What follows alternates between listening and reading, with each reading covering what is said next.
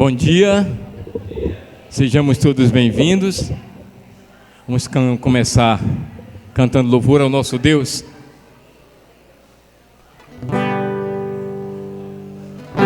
Cante a Deus o seu louvor,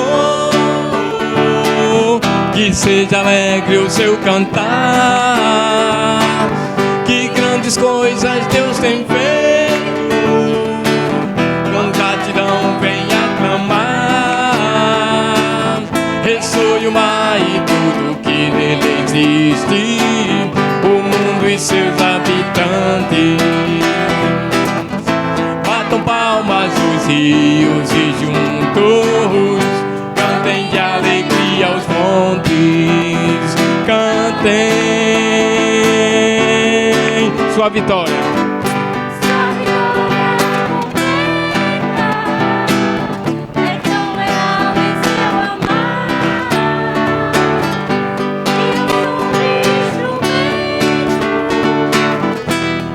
Todos exultar.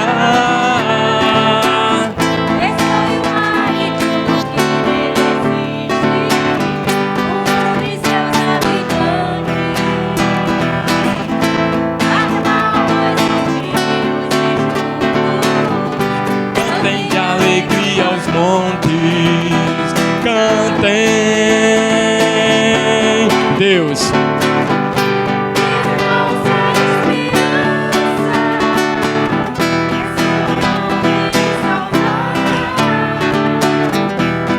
Toda confiança ao Senhor vou me entregar. Ressoe o mar e tudo que nele existe, o mundo e seus habitantes. Batam palmas os rios e juntos cantem de alegria aos montes. Cantem.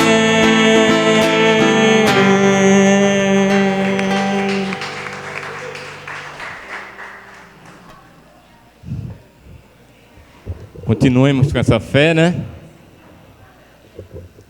Sejam todos bem-vindos. A fé, na realidade, vem por ouvir, consequentemente, a mensagem, né? Mediante a palavra do Senhor. E por isso nós estamos aqui. Vamos continuar com esse espírito, adorando ao nosso Deus. O Espírito de Deus nos revela o que é real, o que é certo ou engano, me alerta sobre o mal. Eu confio no Senhor, meu Deus, meu Salvador. Eu confio no Senhor Jesus.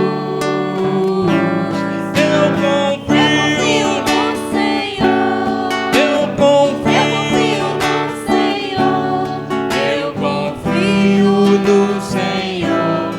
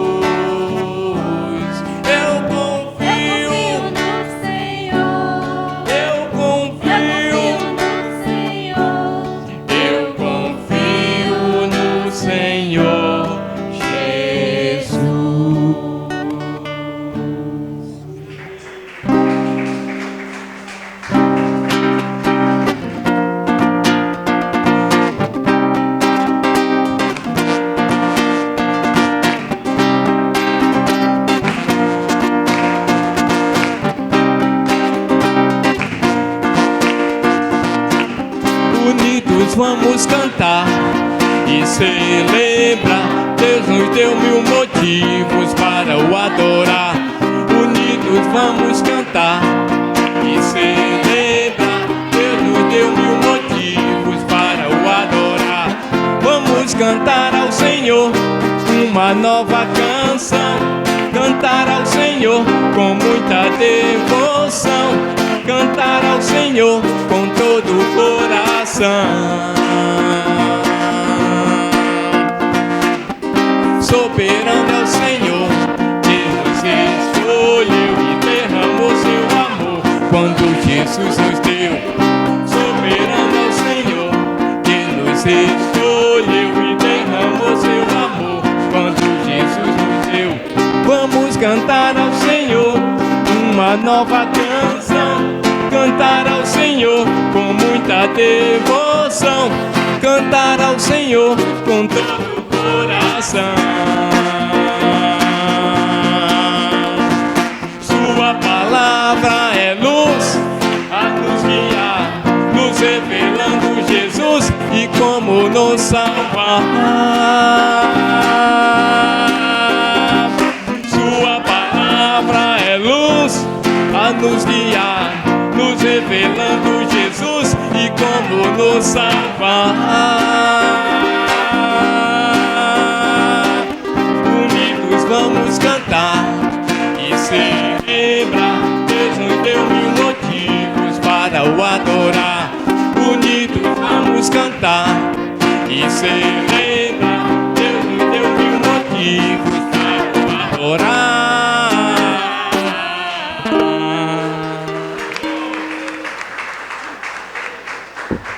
É o momento da ceia, né? As crianças agora vão para a salinha. Você pode sentar. Nós vamos continuar adorando a Deus.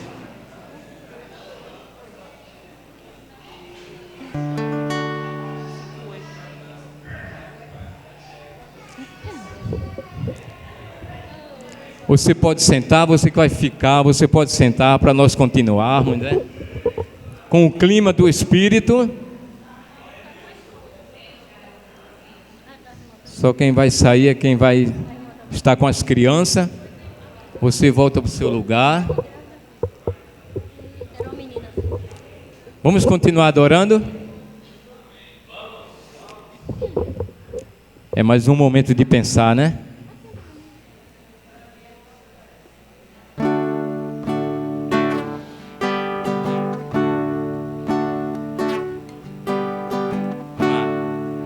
É momento de pensar, refletir no amor de Deus, no amor de Deus, meditar com gratidão em tudo que Ele fez. Cantar como se estivesse orando a Deus. Ao morrer na cruz por nós, na cruz por nós, carregou a nossa dor, demonstrando seu amor, o amor que nos salvou.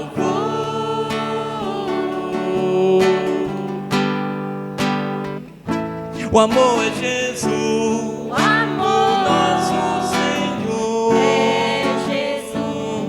O amor é Jesus, o amor libertador. é Jesus, O amor é Jesus.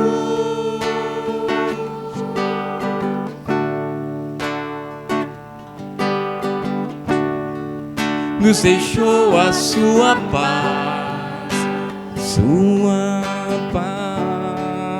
e alegria de viver, nos encheu de esperança para podermos vencer.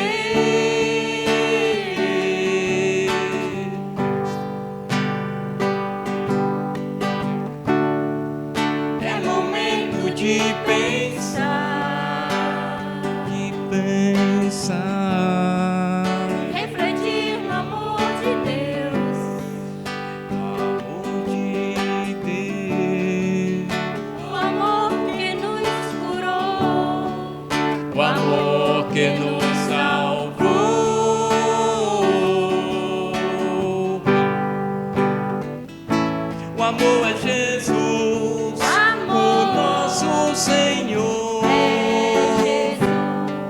amor é Jesus, o o amor libertador. é Jesus, O amor é Jesus, o amor o nosso Senhor. é Jesus, O amor é Jesus, o amor o libertador. é Jesus, O amor é Jesus.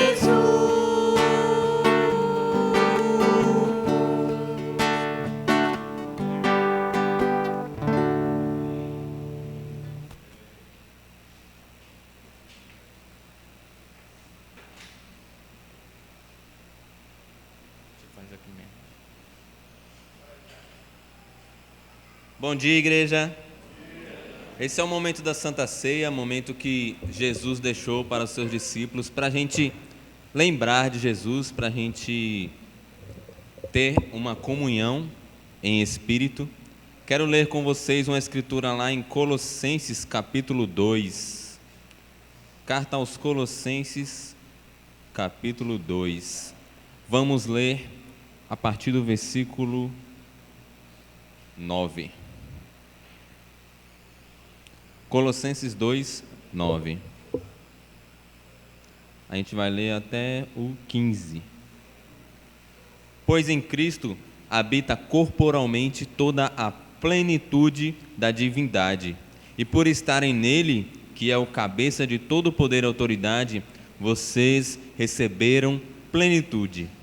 Nele também vocês foram circuncidados, não com uma circuncisão feita por mãos humanas, mas com a circuncisão feita por Cristo, que é o despojar do corpo da carne. Isso aconteceu quando vocês foram sepultados com Ele no batismo, e com Ele foram ressuscitados mediante a fé no poder de Deus que o ressuscitou dentre os mortos.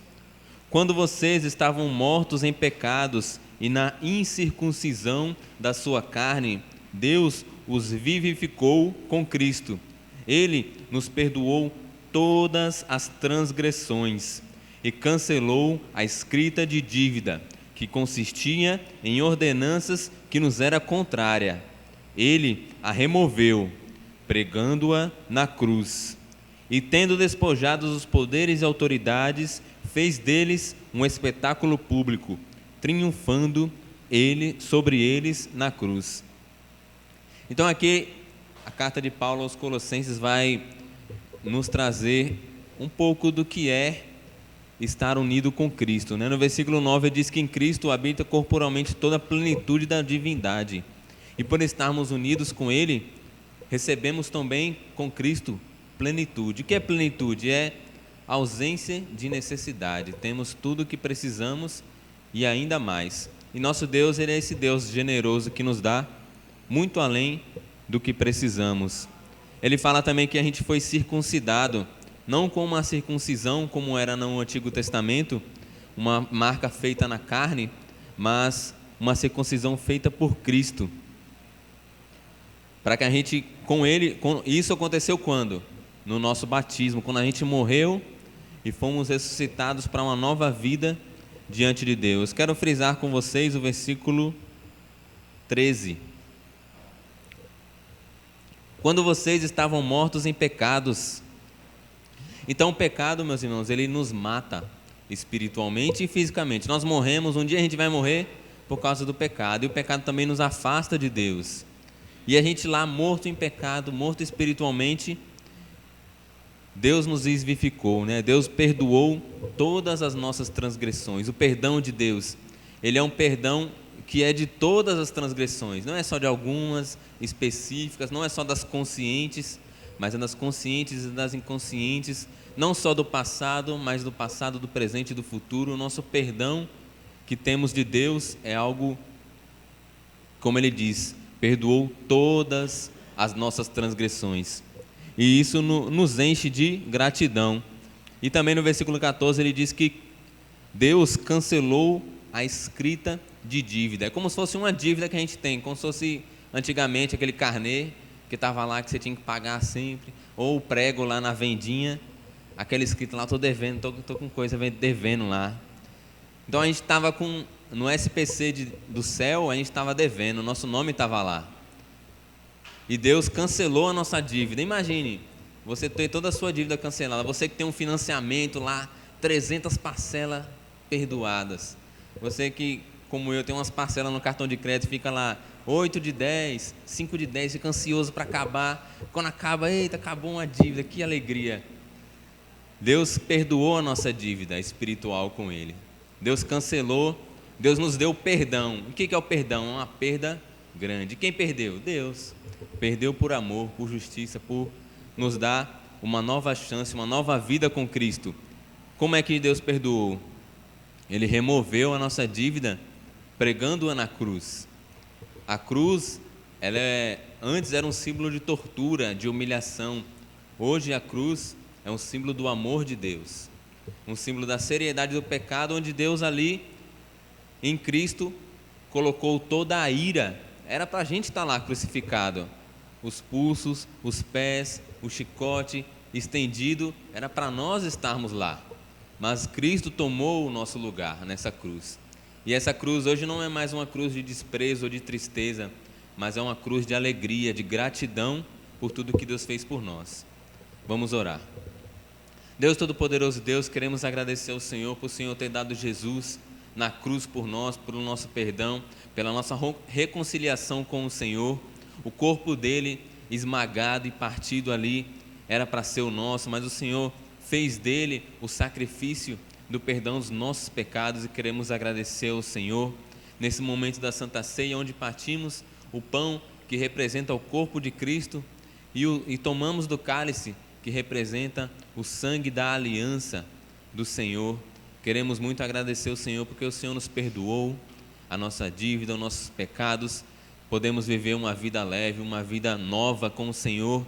Tudo que passou ficou para trás. O Senhor jogou no mar do esquecimento os nossos pecados e nos trata como trata Jesus. O Senhor nos vê como olha para Jesus, como filhos santificados e justificados pelo Senhor, pelo sangue de Cristo. Obrigado, Senhor. Toda a honra, toda a glória ao Senhor, pois não merecemos, não somos dignos, ainda pecamos, ainda falhamos, mas queremos pedir ao Senhor que o Senhor continue nos transformando individualmente e também como igreja. Te oramos gratos em nome de Jesus. Amém.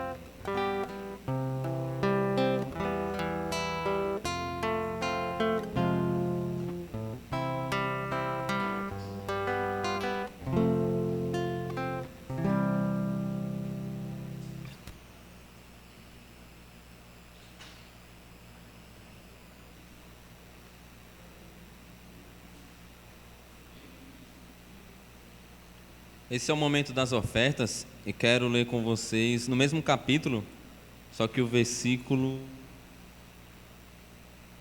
6 e 7. Colossenses 2, 6 e 7.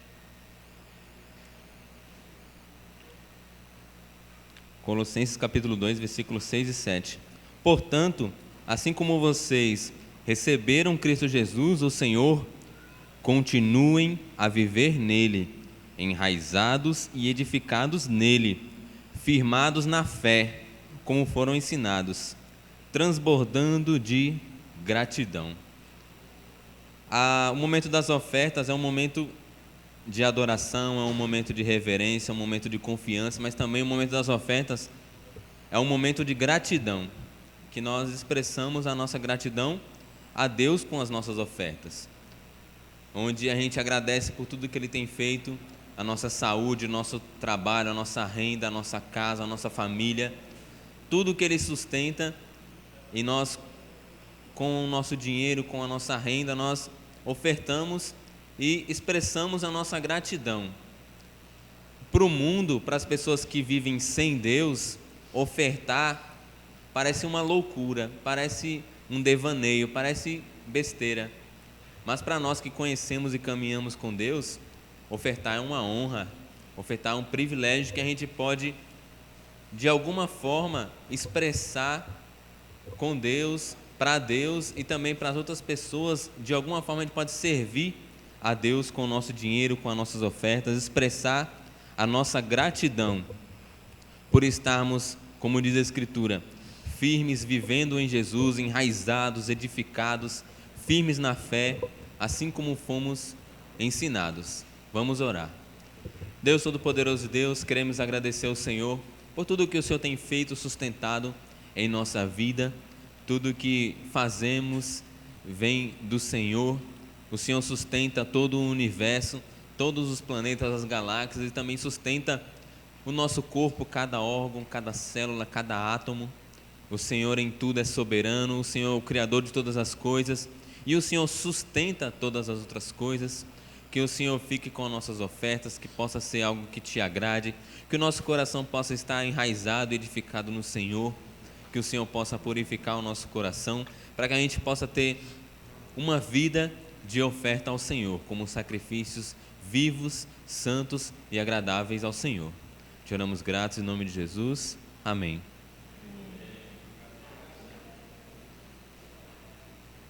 Vamos nos pôr de pé, não é? Cantar mais um louvor nesse momento. Durante esse tempo você pode fazer sua oferta.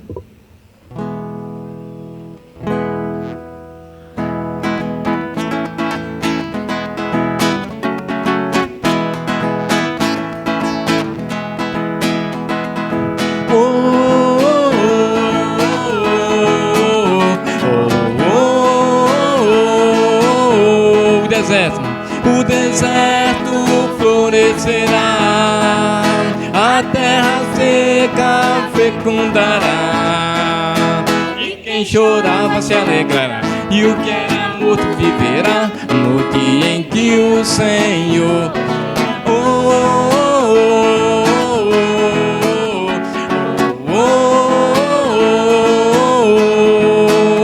os humildes irão reinar, o semeado colherá.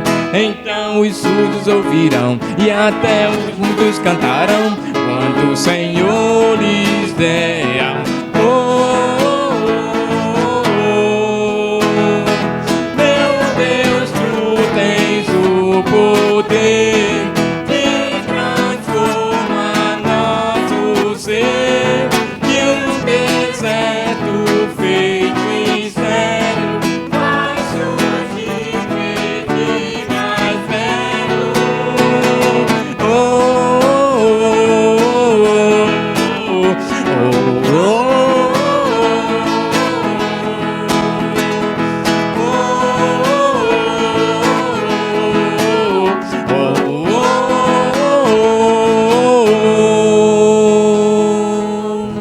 Vamos sentar.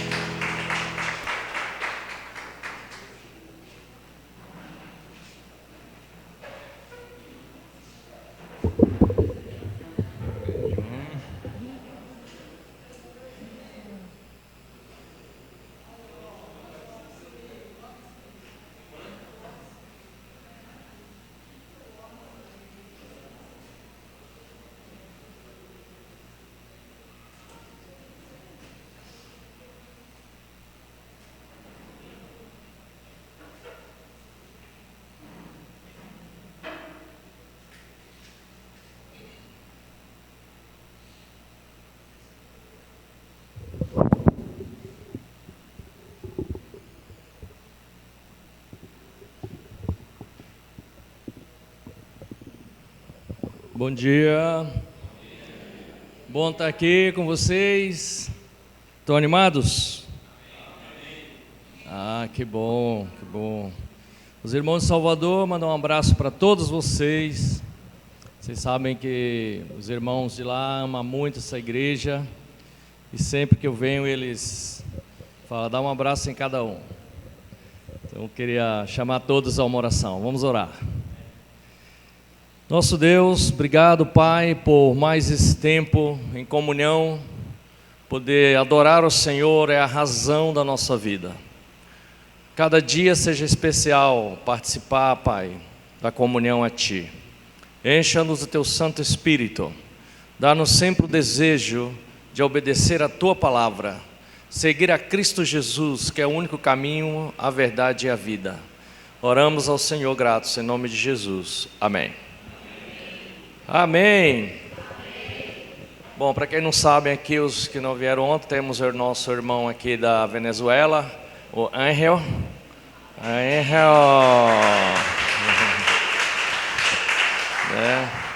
Então, muito bom ter você aqui, trocando experiências, né? Aprendendo com você também. A culinária, muito bom para fazer arepa. Obrigado pelas arepas do sábado de manhã, muito bom. E a dona Estelinda está ali. Estelinda. Bati um papo com ela hoje de manhã, ela cheia de sabedoria, né? Impressionante. A gente aprende muito falando com a senhora. Especial, né? Muito bom. Queria agradecer aos irmãos que me convidou para estar aqui, né? Especificamente o Marcelo e a Sandra. Sempre a gente está conversando, trocando ideias, né? Os demais também, o Zé e a Cleide, também Renato Dominique, o Cliva, né? O Clivandi, Saadia, Robson e Edila, são vários irmãos, né? Que a gente, o William, está mais, o Jackson aí, o homem da tecnologia, né? Então, vários irmãos, né? O João com aquele sorriso lindo que foi para Quito, né? Foi para Quito com Santiago. Em Santiago, muito bom ver a igreja internacional, né? Foi para a conferência lá em Quito, que foi muito bom, né? Eu acompanhei um pouco. A gente queria ir, eu ia ali, mas como a gente está se preparando para ir para a conferência de missões em Miami, né? Que é agora em Orlando, né? Na Flórida, agora em janeiro, 2 viagens internacional assim perto. Não há bolso que aguente, né? Então a gente preferiu ir para a escola de missões e não para a conferência. Vai acontecer alguns eventos no Brasil e eu queria deixar para vocês anotarem, poder se organizar para ir, que é importante a gente estar nos eventos no Brasil, né? Vai acontecer a conferência de 2026 sul-americana, vai ser no Rio de Janeiro. Essa que aconteceu em Quito, vai ser no Rio de Janeiro 2026. Conferência aberta para todos os irmãos, todas as pessoas que quiserem ir, Brasil, América Latina, quem quiser vir, em qualquer lugar do planeta, está aberto. Vamos alugar um local bem grande. A gente acredita que essa conferência vai ser no mínimo 5 mil pessoas por aí, a quantidade de pessoas que querem vir. Só o Brasil nós temos 3.500, né? Por aí de pessoas, então Acredite-se que vem muita gente de fora também. Pô, o Brasil é muito grande, faz fronteira com vários países, né? E por ser no Rio de Janeiro tem uma atração também especial, né? O pessoal gosta de vir para o Rio, né? Conhecer o Rio de Janeiro.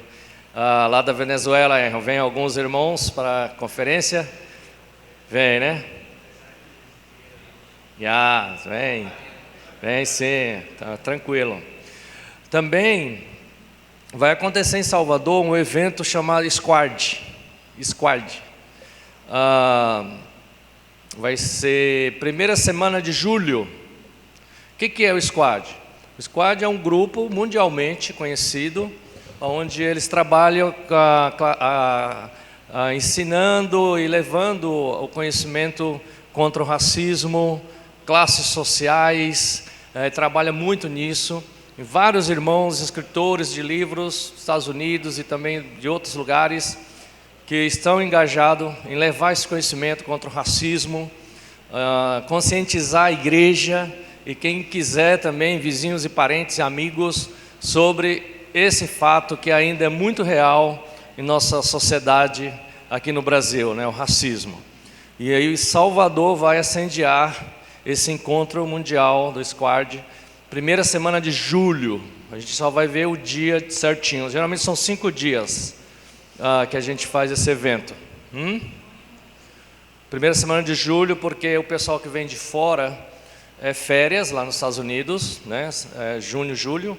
E também alguns vêm para estar no camp em BH, então quer emendar para o camp dos jovens, que é em julho. Então, os nossos jovens daqui foram 5 daqui, né, esse ano.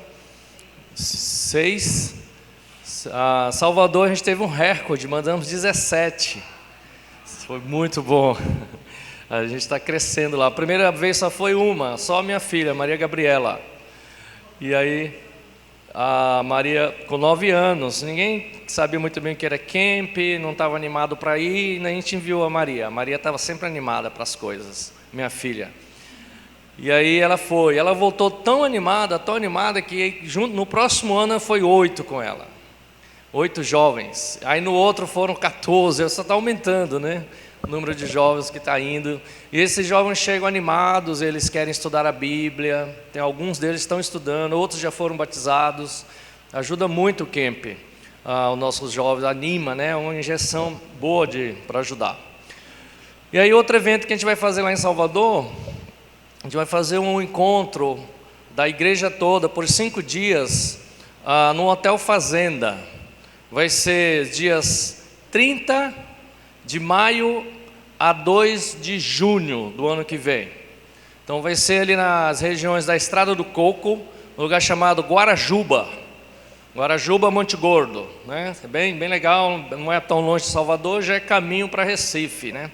E aí a gente está convidando João e Silver Hills, né? São os presbíteros lá em Miami, que vêm para nos ajudar e passar esses dias com a gente, nos ensinando. A gente vai ainda escolher o que a gente gostaria que eles nos ensinassem nesses dias lá. E a gente passa 5 dias não só aprendendo a palavra de Deus, mas também se relacionando, né? Aprofundando o relacionamento entre nós.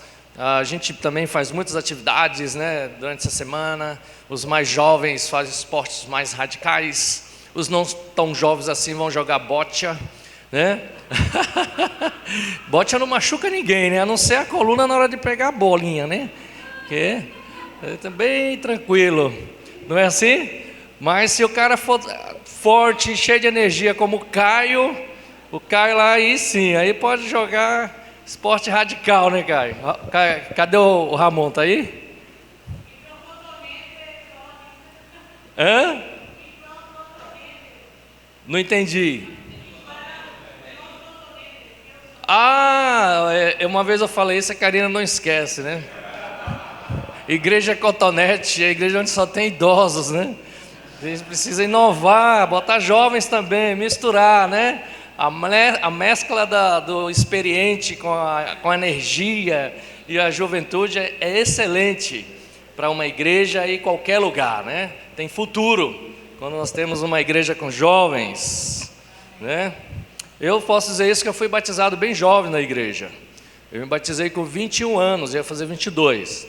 Ali tinha 20, ia fazer 20, 19. Então a gente batizou jovem na igreja. E já fiz 30, agora eu vou fazer 34 anos como cristão. Agora soma quantos anos eu tenho aí. Santiago é bom de conta, já deve ter feito de cabeça. Lá em Salvador nós temos um irmão que ele é muito bom na matemática. Você fala qualquer coisa para ele, ele já sacou de cara, é o Anderson. O Anderson é o crânio da matemática, né? Você fala tanto, já foi, né? Então se você falar uma idade assim para ele, ele já matou ali quanto você tem, né? Certo? Então é isso que eu queria passar para vocês. Hoje o Marcelo me pediu para fazer uma aula para hoje, voltado mais assim para incentivar a gente para o evangelismo. Para a gente usar nosso tempo para evangelizar, para ganhar almas para Cristo. Nossa vida, nosso exemplo. E o evangelho é a melhor forma da gente fazer isso. Anunciar o evangelho de Cristo. Em todo lugar, aonde estivermos, falarmos de Cristo. Há uma pesquisa no mundo evangélico, que eu não procurei a fonte, mas eu ouvi de um lugar seguro, que 90% das pessoas que se dizem evangélicos ou cristãos, não ganhou ninguém para Cristo dentro das igrejas. É alto esse número, né? 90% das pessoas durante a sua vida dentro da igreja não ganhou ninguém para Cristo.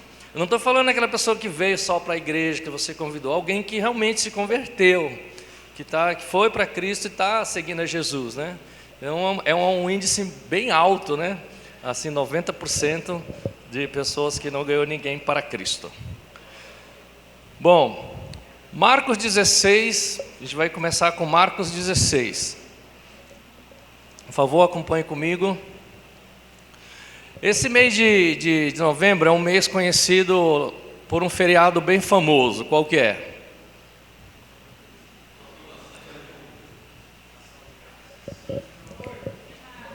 Dia 2. É conhecido como o quê? Dia dos Mortos. Dia de Finados, não é isso? É um dia onde muitas pessoas se deslocam de um lugar para outro para visitar túmulos, né? Muita gente, eu acompanho às vezes no jornal, é uma velocidade grande, as pessoas indo e vão lá nos túmulos levarem flores, seus sentimentos, suas lágrimas, a dor, velas, né? Pessoas rezas, orações. As pessoas vão a esse lugar muito, né? Meus pais já faleceram, eu não tenho costume de ir no cemitério, então não é porque eu estou falando isso porque é para vocês irem, mas eu fui ver um pouco por que tantas pessoas, né, vão, como que começou isso, essa celebração das pessoas que faleceram, né? Literalmente, o fundo vem da Igreja Católica, né?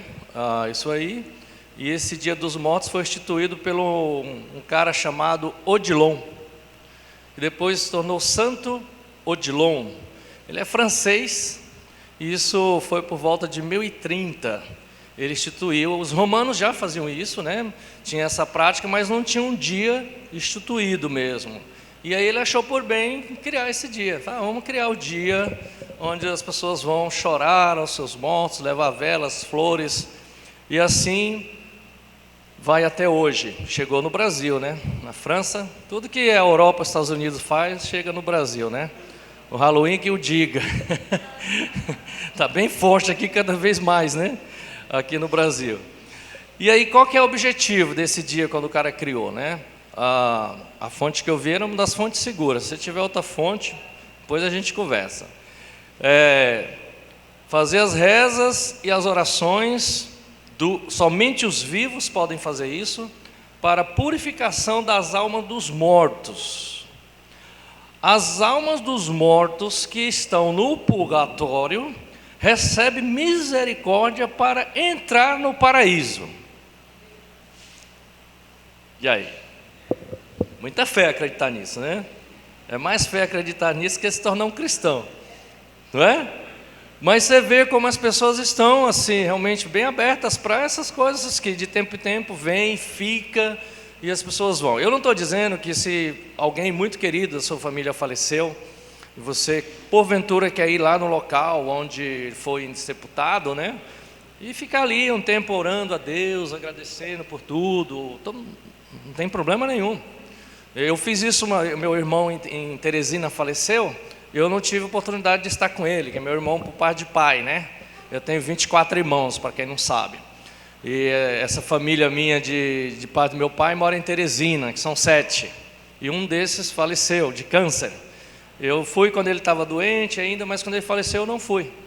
Aí eu fui o ano seguinte, meus irmãos lá de Teresina, a gente se uniu, vamos fazer uma oração lá no túmulo, onde ficar lá um pouquinho, a gente concentrar, a gente foi, mas não porque a gente estava fazendo para que ele estava no purgatório, e é para receber e ir para o paraíso, não, a gente só quis ir lá como um sinal ali de união entre nós, os vivos, fazendo isso. Então, para a gente entender que as pessoas estão realmente precisando do ensinamento do Evangelho, porque um cristão mesmo que conhece os princípios de Cristo, não vai seguir uma coisa que o Odilon, francês, em 1030 criou e está até hoje aí na vida das pessoas, né? Não é esse o objetivo. Então nós vamos ler Marcos 16, versículo 15 e 16. Vocês vão colocar aqui? Que aí eu não consigo, eu vou abrir aqui essa primeira, mas posso acompanhar com vocês aqui também. Marcos 16, versículo 15. Diz assim: E disse-lhes: Vão pelo mundo todo, pregue o evangelho a todas as pessoas. Quem crê e for batizado será salvo, mas quem não crê será condenado. Muito claro, muito direto. Quando que Jesus falou isso aqui, esses 2 versículos? Que momento da vida dele? Vocês lembram? Depois da ressurreição. Jesus ressuscitou e ele estava atento, de certa forma preocupado com as pessoas que não estavam ouvindo o Evangelho e ordena aos discípulos: olha, o importante é ir e anunciar o Evangelho para todas as pessoas, sem classe. Não tem um lugar mais importante ou pessoas menos importantes, para todos. E uma vez que crê e for batizado, será salvo. Então, há uma regra aqui de Cristo, né? Anuncia, crê, se arrepende de seus pecados e aí é salvo. E aí as 3 regras principais de um cristão fazer: semear o Evangelho, semear o Evangelho. Depois que você semeia, o que a gente faz? A gente colhe. Ninguém está semeando ali, achando, deixa lá, não vai mais nunca lá. Não, ele vai colher tudo aquilo que a gente semeou. Anunciar o Evangelho, estar com as pessoas, batizar, e aí vem o discipulado, o cuidado. Semeia, colhe e discipula.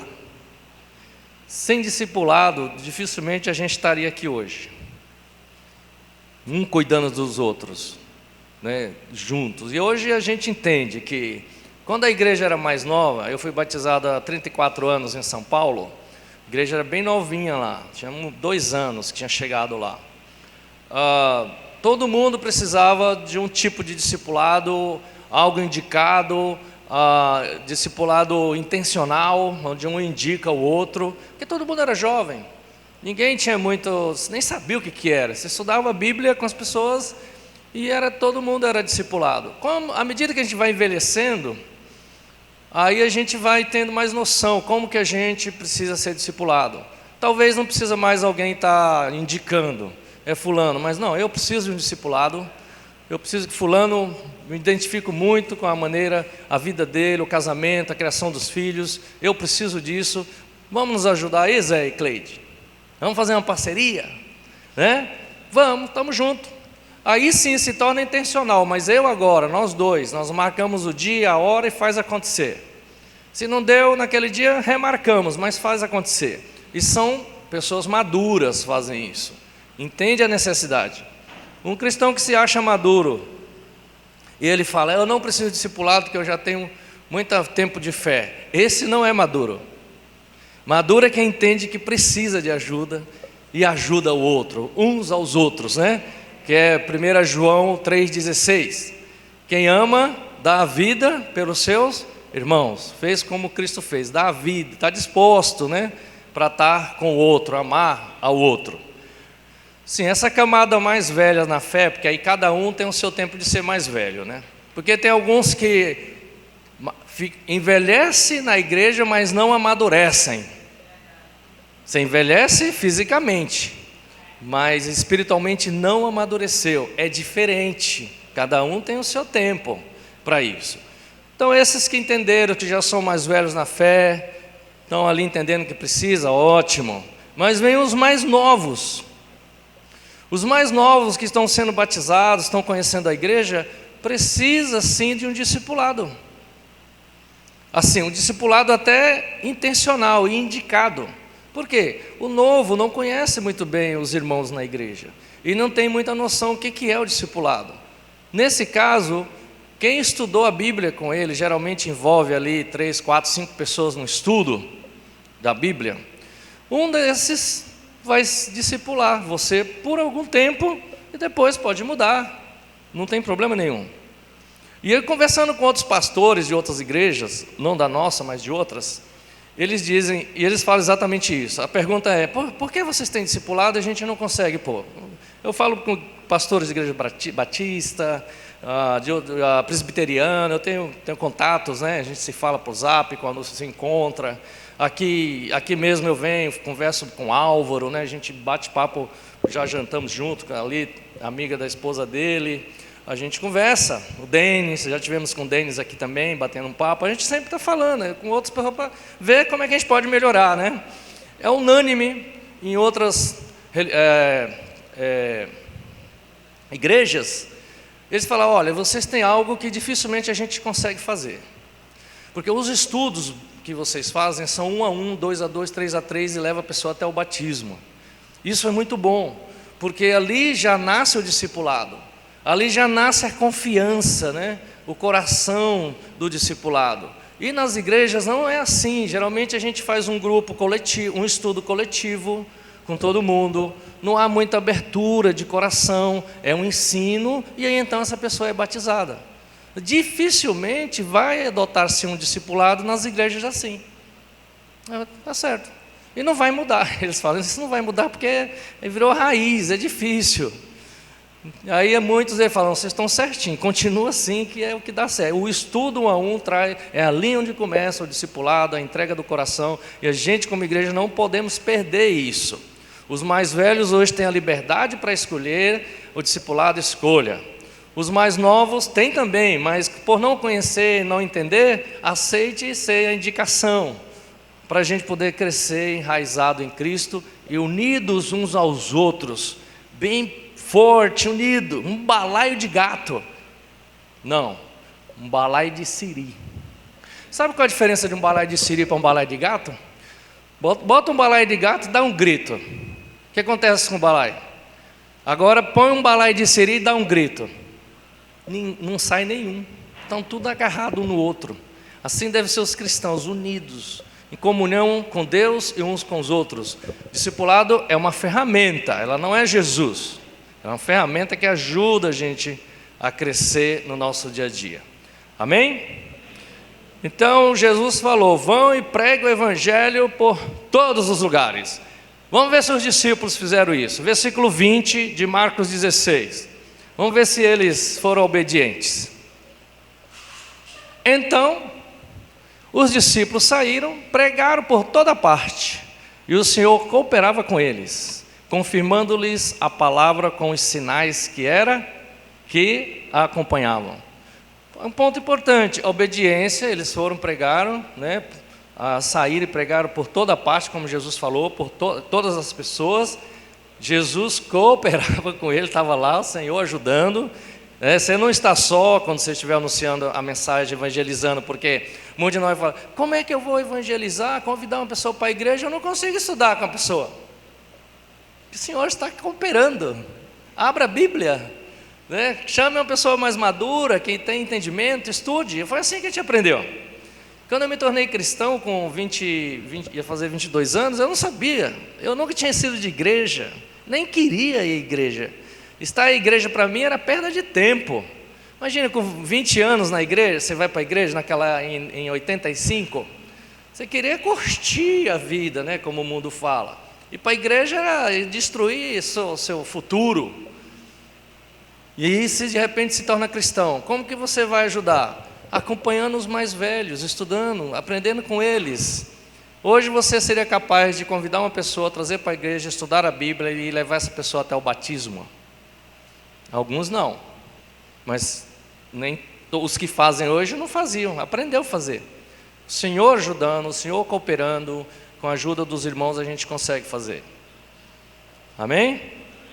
E aí a gente precisa ir para ajudar as pessoas a conhecer a Jesus, porque Jesus vai estar conosco, ajudando a gente nessa caminhada. Você crê nisso?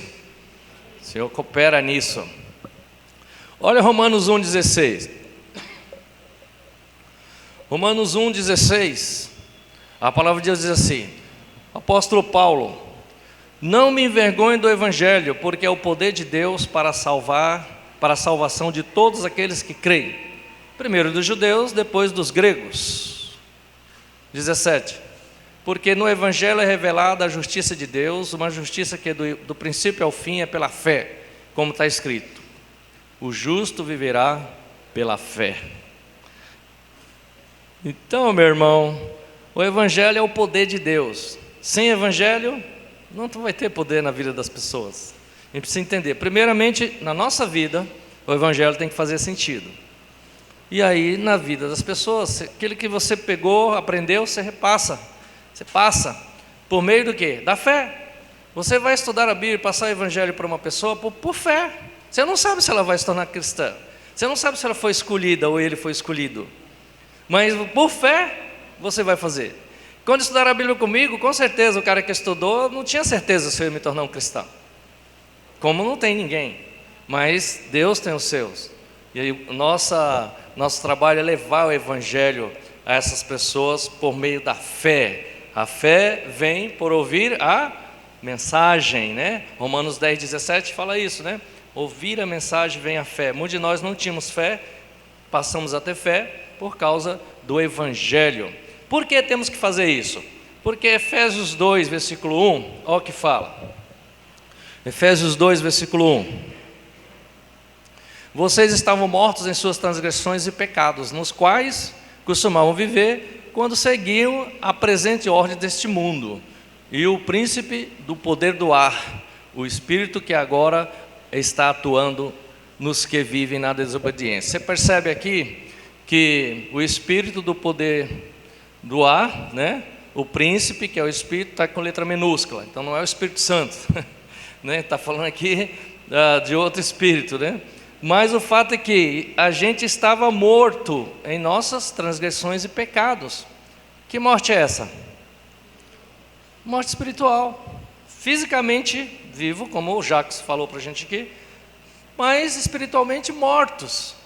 E Cristo vem nos trazer essa possibilidade, né, essa vida nova com Ele, espiritualmente falando.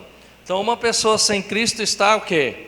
Morta espiritualmente. O Evangelho da vida, uma pessoa morta espiritualmente e vai viver também fisicamente. Olha a proposta como é, muito especial, e só realmente quem não entende e não tem fé é quem não vai pegar essa proposta muito boa, né?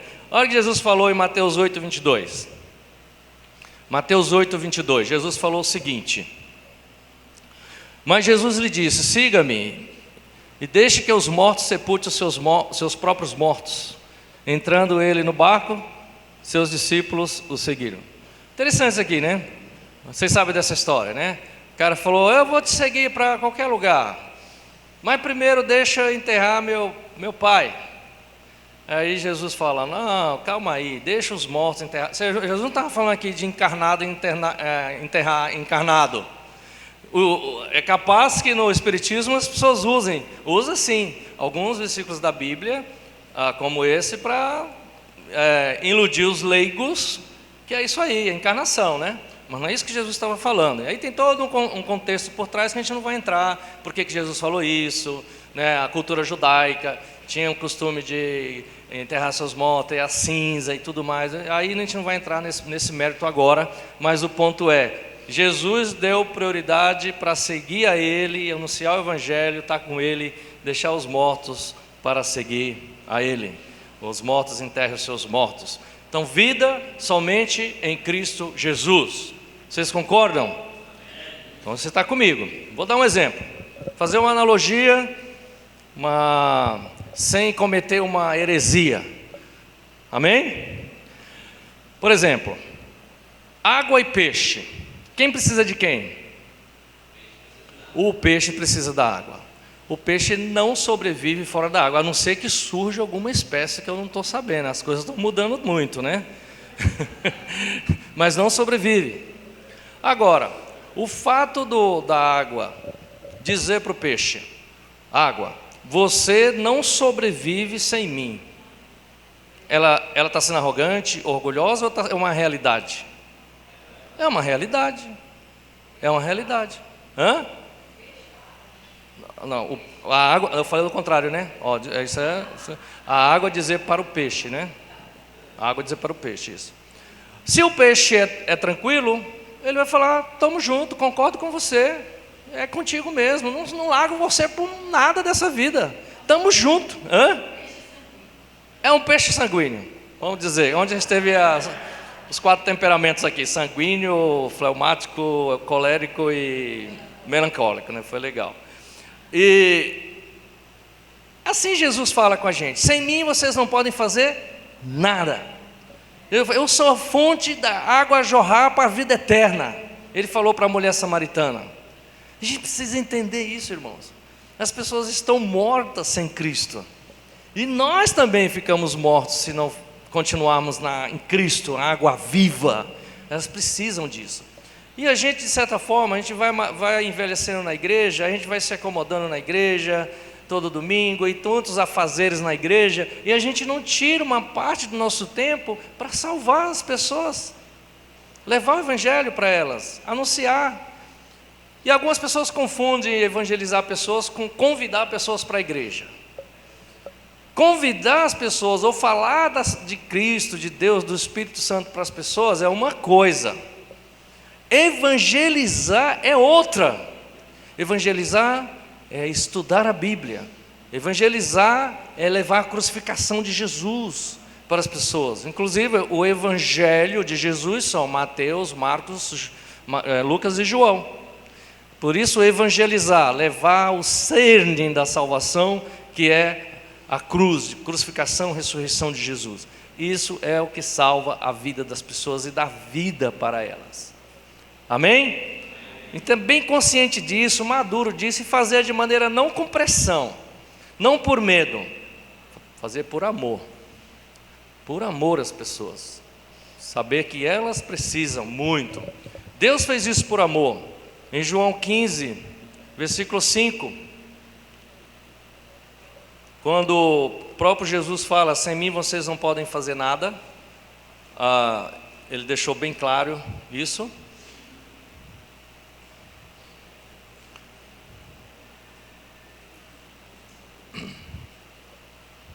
Eu perdi uma escritura que eu ia passar para vocês. Fazer por amor. Eu lembrei da escritura e não anotei, então vamos para outra. 1 Coríntios 9, talvez Deus está querendo que eu fale outra. 1 Coríntios 9, versículo 16. Ok, apóstolo Paulo. Vocês concordam comigo que o apóstolo Paulo foi um grande evangelizador? Sim, é um cara que tem autoridade, né, para falar. Olha o que ele falou. Contudo, ele vinha tendo um discurso, né? A gente está pegando aqui um andamento de um discurso de Paulo, apóstolo Paulo. Contudo, quando prego o evangelho, não posso me orgulhar, pois me é imposta a necessidade de pregar. Ai de mim se não pregar o evangelho. Olha o 17. Porque se prego de livre vontade, tenho recompensa. Contudo, como prego por obrigação, estou simplesmente cumprindo uma incumbência a mim confiada. Olha o que a gente aprende aqui com o apóstolo Paulo. Ele está dizendo: eu prego o evangelho de livre e espontânea vontade e também prego por obrigação. Alguns de nós, se não estiver sentindo a livre e espontânea vontade, não falo com ninguém, não vou falar, não vou pregar. Não, os dois são válidos, desde que estamos anunciando o evangelho de Cristo com amor. O amor não pode faltar. Agora, por obrigação, eu vou fazer para cumprir uma incumbência. Qual é a incumbência? Somos cristãos. Eu recebi esse evangelho. Eu sou um devedor também. Eu preciso pagar a minha dívida, anunciando o evangelho. Pagar quando? Quando eu viver, quando eu estiver. E eu posso fazer isso também de livre e espontânea vontade. Volta lá no 16, por favor. E sem se orgulhar, né? Sabe aquele momento lá que você está com um cara que é arrogante pra caramba, e você fica orgulhoso, e deixa morrer, aí tá, não vai, não pode ir para esse ponto, né? Tem que trazer para a peça de Deus. Ele fala que foi-me imposta a necessidade de pregar. Por que foi imposta? Ele fala, né, em outra passagem, que ele é devedor para gregos, romanos. Ele fala, por isso eu prego a mensagem, né? Ele prega. Então, a gente pode aprender muito aqui com o apóstolo Paulo sobre essa questão de anunciar o evangelho. Eu lembro, antigamente a gente fazia muito campanha de evangelismo, né?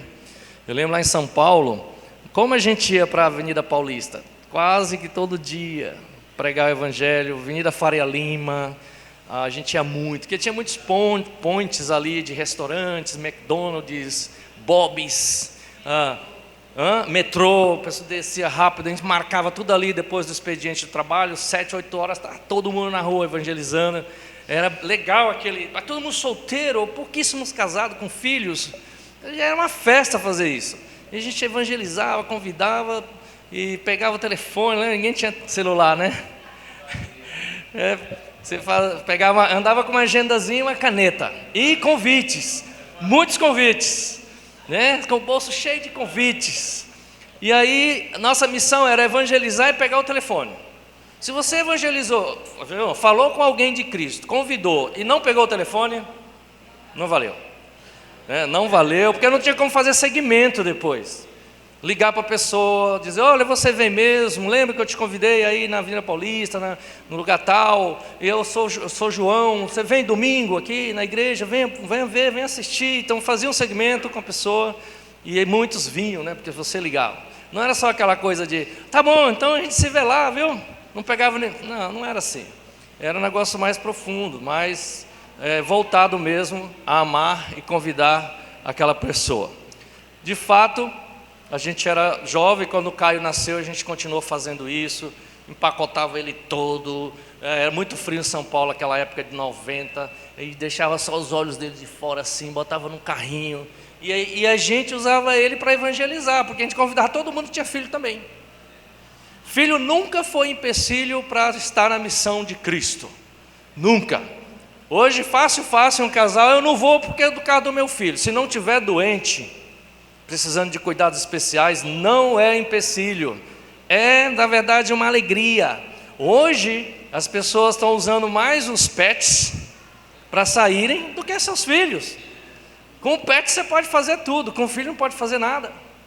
Você vê os parques lotados de pessoas com pets, raramente você vê um pai com filho. E eu não sou contra os pets, eu amo os pets, mas não pode trocar a ordem. Eu vi um cara dizendo o seguinte, um crítico dos caras fanáticos de pet, né? Aí eu não sei se ele está correto.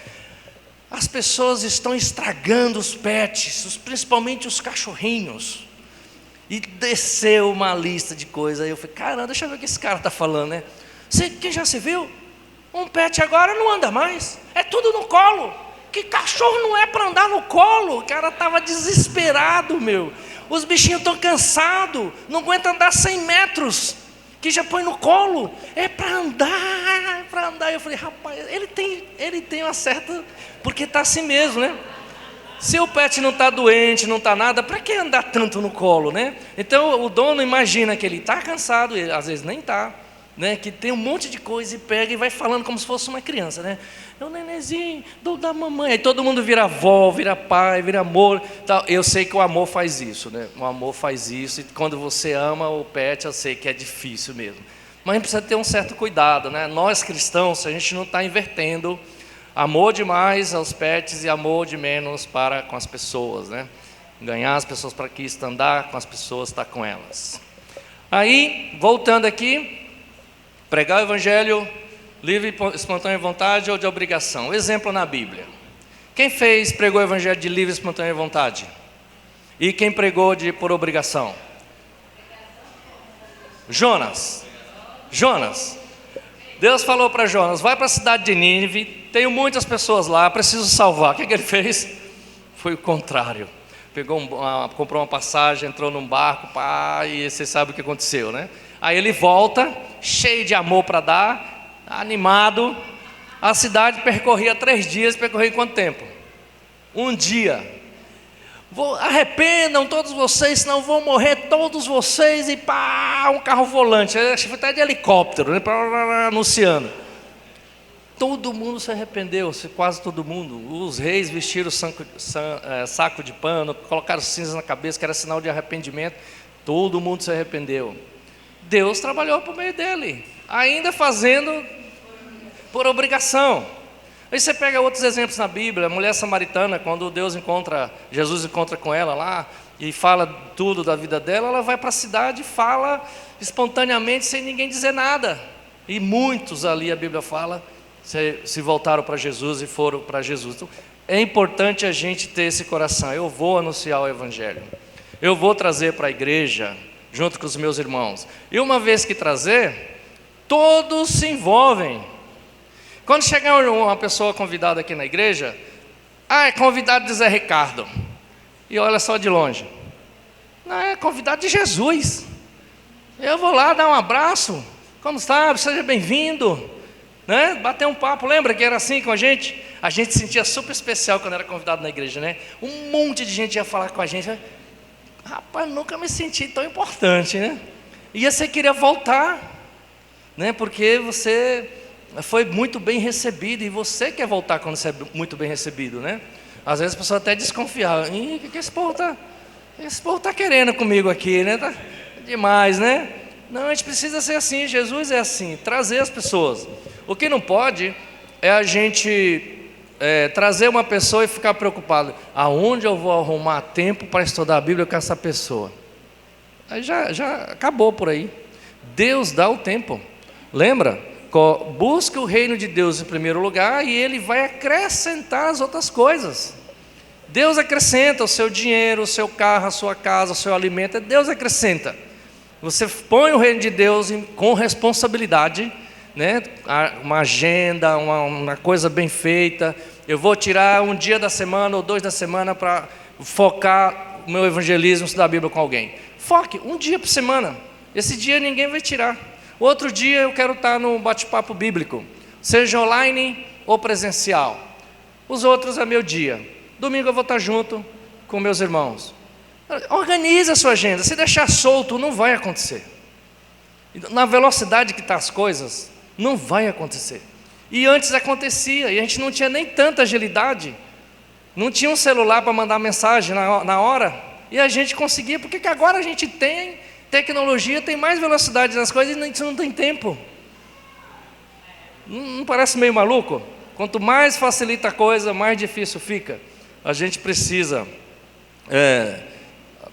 fazer isso com todo o nosso coração. Como eu falei, pregar o Evangelho motivado pelo amor.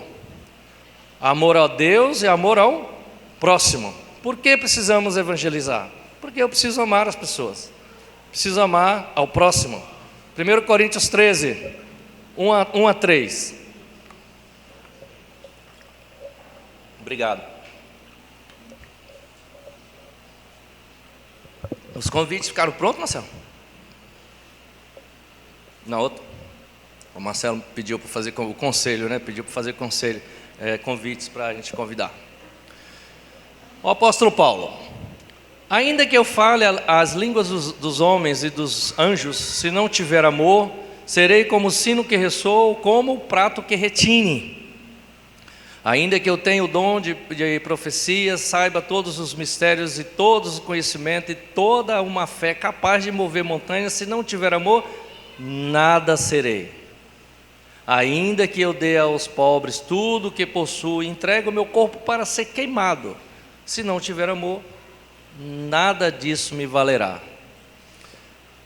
Cada coisa que a gente vai fazer, irmãos e irmãs, se não for na base do amor, nada valerá.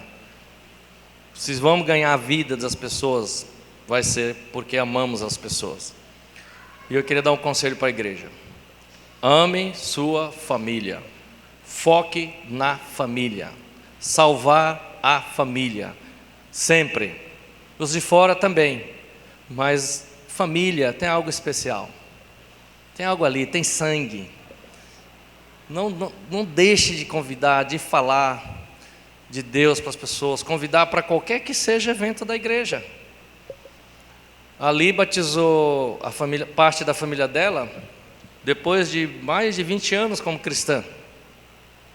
Ela sempre convidou a irmã dela para todos os eventos da igreja, e ela foi em quase todos, mas não queria se tornar uma cristã, tinha medo do compromisso, achava a nossa vida muito comprometida.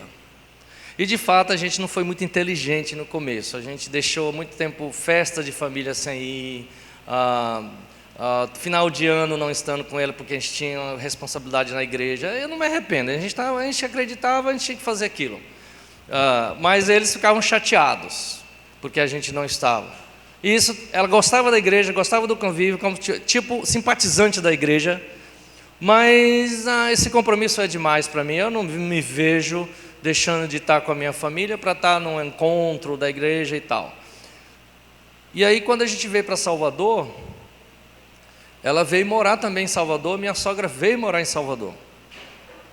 E aí ela passou a estar mais com a gente e com a igreja, porque ela não tinha tantos amigos mais como tinha em São Paulo, né? Que aí era loucura, né? Aí ela viu que aquilo era bom, e que aquilo era saudável para vir, e era bom para nós. Antes ela discutia muito com a gente sobre a criação do Caio, e ela tem uma filha na mesma idade que a nossa. E a gente brigava constantemente quando a gente chamava o Caio para conversar, e ficava horas com ele, discipulava, né? De uma maneira saudável, né? Não era espancando. E ela ficava brava, não, isso é demais. E depois ela foi vendo as mudanças do Caio, a obediência dele, o menino que ele foi se tornando, e aí ela viu, o caminho é esse mesmo. E aí, quando ela estudou a Bíblia, quando ela pediu para estudar, ela já estava pronta. Eu quero agora estudar a Bíblia. Aí, ali nem participou do estudo, foram 2 irmãs lá em Salvador que estudou. E a gente estava numa conversa, a gente ia ter um retiro. Ela começou a estudar em novembro, e a gente ia ter um retiro em fevereiro, só para os solteiros. Eu falei, eu acho que tem grande possibilidade da minha cunhada ser batizada no retiro em fevereiro. Ela começou a estudar quando? Novembro. Para minha decepção, ela foi assim, porque eu estava sem fé. Eu achei que ela ia ser batizada, mas em fevereiro. 20 dias depois, eu quero ser batizada. Ela já veio calculando todos esses 20 anos, e quando ela pediu, 30, né? Quando ela pediu para estudar, ela já estava decidida o que ela queria, ela já estava convertida ali, né? A gente que estava... Minha sogra foi do mesmo jeito, chegou em Salvador, anos indo à igreja, fumava muito, não conseguia largar o cigarro. A gente fez uma vigília, e ela estava vindo para Salvador. O Caio, ainda jovem lá em Salvador, falou com a igreja, irmãos, eu queria pedir para vocês orar pela minha avó. Ela está vindo morar em Salvador para ela parar de fumar. Aí todo mundo parar de fumar, tá bom, vamos orar. Aí a gente fez aquelas rodas, né, de oração, a gente fazia, todo mundo orou para minha sogra, ela estava vindo de carro, ela e a minha cunhada, e a minha sobrinha. Pois ela contou para a gente, quando estava entrando em Salvador, no carro, ela pegou o maço de cigarro e falou, de hoje para frente não fumo mais. Jogou o maço de cigarro pela janela. E não fumou mais. Olha que oração faz. A gente atribui isso ao pedido de oração do Caio numa vigília.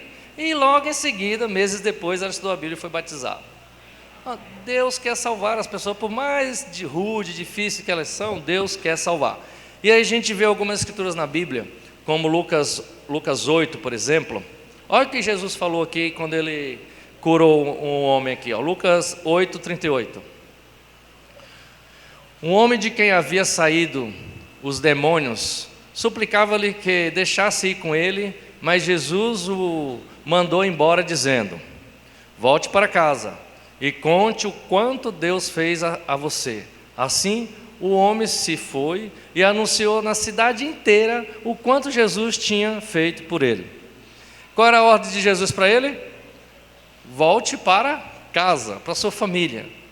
Ele falou: tá bom, esse negócio é bom demais, não vou falar não é só para minha família, eu vou falar para a cidade inteira. Anunciou o Evangelho. Jesus quer trabalhar em nossa família, a gente precisa trabalhar em nossa família. Quem tem filhos, passe tempo com seus filhos, anuncie a mensagem. A gente tem trabalhado muito com a nossa filha de 17 anos, que já é cristã. É tão legal ver ela envolvida com os estudos. Ela está com 3 estudos de jovens lá em Salvador. E ela está estudando, tem que fazer prova reta final, mas ela não deixa de estudar a Bíblia. Mariana, era melhor você se organizar esse final de semana e concentrar nos seus estudos. Está com 2 notas vermelhas. Pai, ela precisa estudar a Bíblia. E Deus vai me compensar. Pai, tá bom, eu vou na sua fé. Vai lá, e ela vai lá e estuda a Bíblia. Eu tenho fé que Deus vai dar nota boa para ela, mas estude, viu? E outra escritura também é Lucas 16, 22. Essa é conhecida, essa escritura, Lucas 16, 22. Chegou o dia em que o mendigo morreu, os anjos o levaram para junto de Abraão, o rico também morreu e foi sepultado. Aí o 23. No Hades, onde estava sendo atormentado, ele olhou para cima e viu Abraão de longe, com Lázaro ao seu lado. Então chamou o pai Abraão: tem misericórdia de mim e manda que Lázaro molhe a ponta do dedo na água e refresque a minha língua, porque estou sofrendo muito neste fogo. Mas Abraão respondeu: filho, lembre-se de que durante a sua vida você recebeu coisas boas, enquanto que Lázaro recebeu coisas más. Agora, porém, ele está sendo consolado aqui, você está aí sofrendo. É uma escritura bem controversa também, muitos têm outros pontos de vista, que é uma parábola.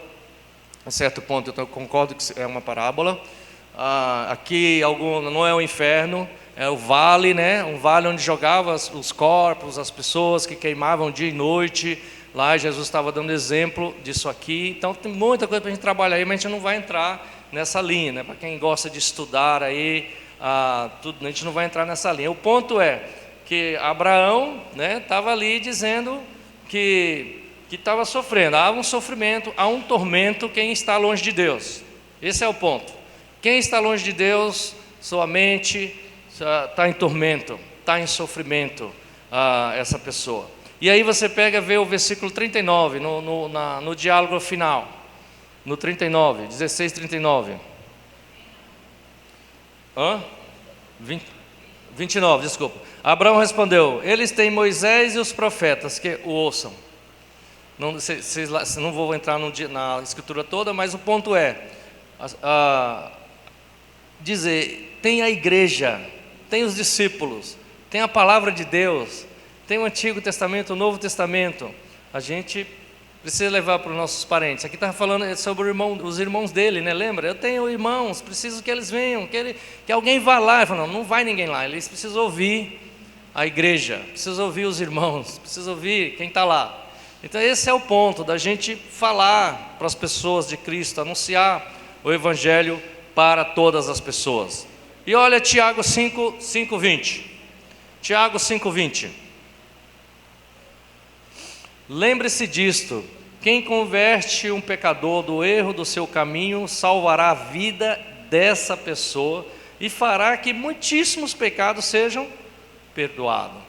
Deus vai usar a sua vida para salvar, converter a pessoa do seu mau caminho e seguir a Cristo. Você crê nisso? Você tem isso forte em seu coração? O Evangelho de Cristo não é humano, né? Gálatas 1:11 fala isso. O Evangelho vem de Deus, não é de origem humana. A gente precisa acreditar nisso. Gálatas você anotar aí, Gálatas 1:11, né? Quando ele está falando sobre o Evangelho. Quando você for anunciar o Evangelho e falar para alguém, dizendo: ei, é de Deus, tem poder isso, não é algo humano. Irmãos, quero que saiba que o Evangelho por mim anunciado não é de origem humana. Então, é espiritual. Ore, dependa de Deus, né? Esteja próximo a Deus e anuncie o Evangelho, porque é de Deus o que a gente está fazendo. Então eu quis trazer esses pontos para nós, espero que tenha nos ajudado, né? A gente está mais focado em salvar vidas, né? Uns dos outros. E aí eu quero terminar com uma oração. Nosso bom Deus, obrigado, Senhor, por aprendermos a Tua Palavra. Esse Evangelho é poderoso e podemos usar a qualquer momento. Que o Senhor nos capacite e enche do Teu Santo Espírito para podermos fazer isso com dedicação ao Senhor. Oramos a Ti gratos, em nome de Jesus, amém. Ótima semana a todos, obrigado.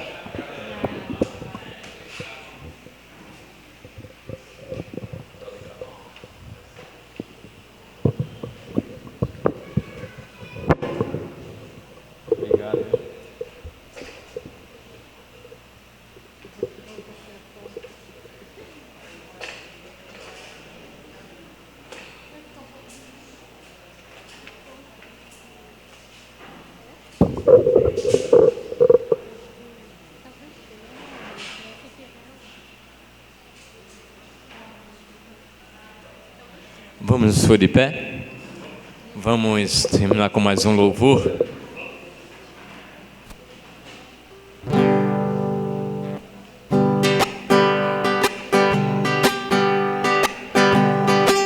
Vamos lá.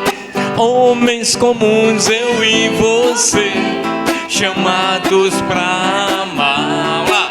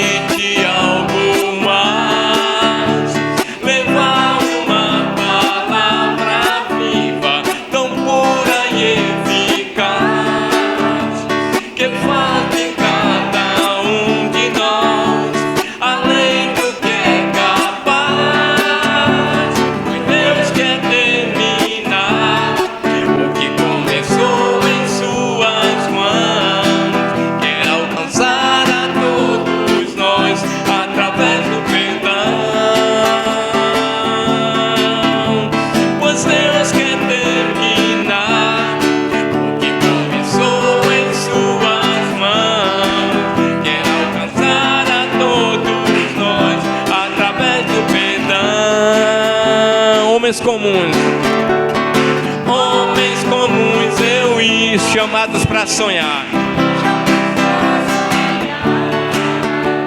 Acreditar que a vida nos permite algo mais, levar uma palavra tão pura e eficaz, que faz de cada um de nós além do que é capaz, pois Deus quer terminar o que começou em suas mãos, quer alcançar a todos nós através do perdão, pois Deus quer terminar o que começou em suas mãos, quer alcançar a todos nós através do perdão.